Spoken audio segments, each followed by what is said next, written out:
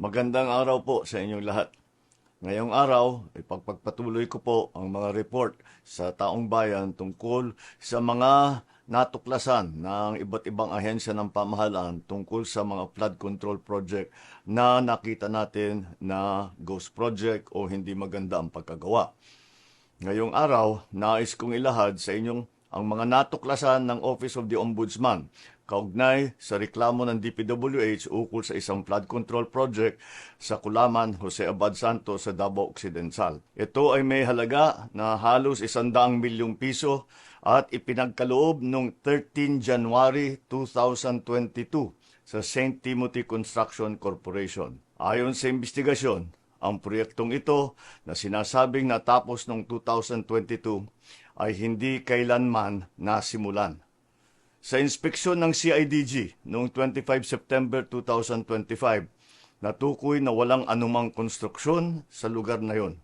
Kinumpirma ng mga indigenous peoples at barangay officials sa kanilang joint affidavit na walang naganap na implementasyon ng proyekto. Natuklasan ng Ombudsman yung mga isinumiting final billing, certificate of completion at inspection reports ay palsipikado o hindi tumutugma sa aktwal na kalagayan ng proyekto. Maging mga video at larawan na hinarap ng respondent ay walang timestamp at hindi mabalidate na tumutukoy sa proyektong ito. May mga private at public na individual na pinangalanan sa reklamo na kinabibilangan ng sa St. Timothy, si Cesara Rowena C. Discaya at Maria Roma Angeline D. Rimando.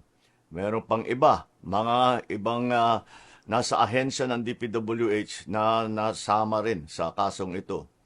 Dahil ayon sa Ombudsman, ang mga respondent ay naglabas at nag-aproba ng mga dokumentong ginagamit para sa pag-request at pag-release ng buong halaga na halos 100 million pesos kahit na walang natapos o nasimulang proyekto. Ayon sa kanilang finding, ang mga respondent na ito ay kumilos ng may manifest partiality, bad faith o gross negligence.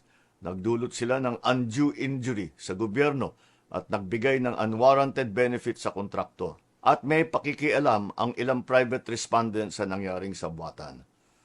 Nagrekomenda ng Ombudsman na magsampa ng kaso para sa malversation through falsification at paglabag ng RA 3019 Section 3E.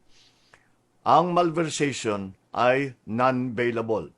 Mabigat ito dahil hindi nila mababayaran ang kanilang paglaya. Pag naisampa na ang mga kasong ito sa korte, ang susunod na hakbang ng judiciary ay ang paglabas ng arrest warrant para sa mga pinangalanang individual. I have directed DILG and the PNP to ensure that they know the whereabouts of Discaya at nung iba pa para paglabas ng arrest warrant ay maareston sila kaagad. Umpisa pa lang ito. Marami pa tayong ipapakulong at marami pang magpapasko sa kulungan. Maraming salamat.